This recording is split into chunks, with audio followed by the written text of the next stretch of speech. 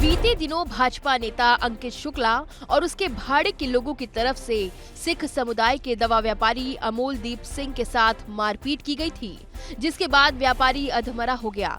इस संगीन घटना के बाद एक तरफ जहां सिख समुदाय के लोग और व्यापारी एकजुट हो गए हैं, तो वहीं दूसरी ओर बीजेपी में मामले को लेकर गुटबाजी देखने को मिल रही है, जहां भाजपा के विधानसभा अध्यक्ष और भाजपा के ही सांसद आमने सामने आ गए हैं और इसकी वजह बनी है इस मामले में पुलिस की कार्रवाई, क्योंकि मामले के बाद इस संगीन मारपीट के आरोपी अंकित शुक्ला पर पुलिस ने 35,000 का इनाम घोषित कर दिया है। दरअसल मामले में बुधवार देर शाम बड़ी संख्या में बीजेपी के लोग पुलिस कमिश्नर कार्यालय पहुंचे और यूपी विधानसभा अध्यक्ष सतीश महाना के खास राकेश तिवारी की अगुवाई में कमिश्नर से मिले। उन्होंने बीजेपी नेता अंकित शुक्ला पर इनाम घोषित किए जाने को गलत और जल्दबाजी बताया।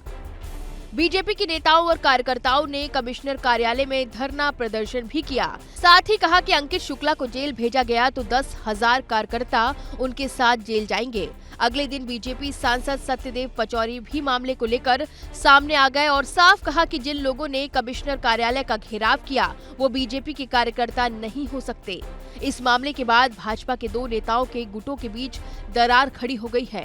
सांसद सत्यदेव पचौरी ने मामले को गंभीर बताया। साथ ही पीड़ित व्यापारी अमोलदीप सिंह के साथ जिस तरह मारपीट की गई उसे सांसद सत्यदेव पचौरी ने गंभीर विषय बताया। पचौरी ने कहा है कि बीजेपी में अपराधियों के लिए कोई जगह नहीं है, बीजेपी सत्य के साथ है। उन्होंने कहा है कि आरोपी को पार्टी से निकालने के लिए वो प्रदेश अध्यक्ष को पत्र भी लिखेंगे। बीजेपी सांसद सत्यदेव पचौरी पुलिस की कार्रवाई और इनाम घोषित किए जाने को सही बता रहे हैं। देखिए, मैंने पुलिस कमिश्नर ने ये कहा है कि जो कार्रवाई सत्य के आधार पर हो, कोई दबाव में आने की जरूरत नहीं है। अगर अपराधी है तो अपराधी है, उसने गलत किया है तो उसकी सजा हो। और इसलिए मैंने उनके बधाई भी दी है क्योंकि उन्होंने 25,000 का इनाम घोषित किया। बीजेपी के कल 500 कार्यकर्ताओं ने घेराव किया और आरोपी के पक्ष में दबाव बनाने का काम किया। ऐसे में क्या करेंगे? मैं समझता हूँ कि वो भारतीय जनता पार्टी के कार्यकर्ता नहीं रहे होंगे, क्योंकि भारतीय जनता पार्टी का कार्यकर्ता कोई अन्याय का साथ नहीं देता। अच्छा, ये बताइए कि पार्टी से निष्कासन के लिए जो आरोपी है उसके लिए आप कोई पत्र लिख रहे हैं क्या? बिल्कुल लिख रहा हूँ।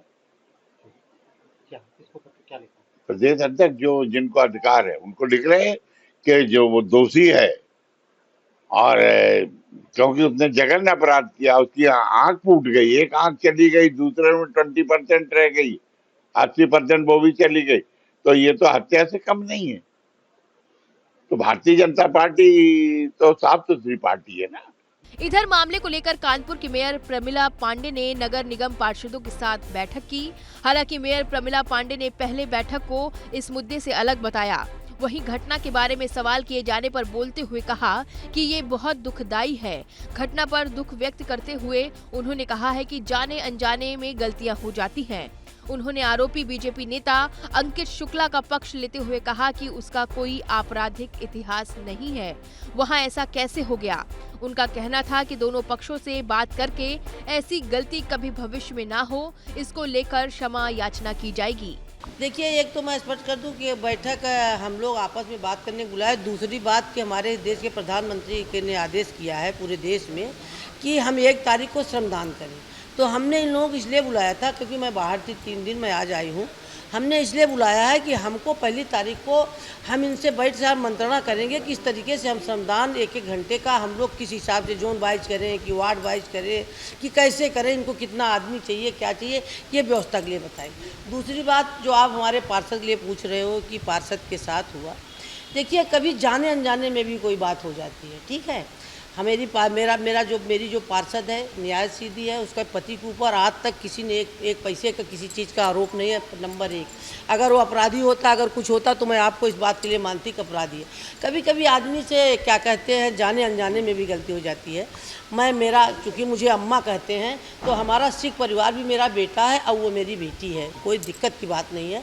मैं निश्चित तौर पर दोनों पद से जा कर के आज मैं आई हूँ, तो निश्चित तौर पर मैं अपने पार्षद की तरफ से, अपने पार्षद परिवार की तरफ से निश्चित तौर सरदार के यहाँ जाऊँगी। मैं उनको कहूँ कि भैया देखो, कभी कभी रास्ते चलते बिना मतलब का ये जो बवाल हुआ, ये कोई मंशा नहीं थी, मेरे पार्षद की कोई मंशा नहीं थी और न सरदार जी की कोई मंशा थी। कभी कभी ऐसा होता है कि बिना बात की बात हो, ये बिना बात की बात है।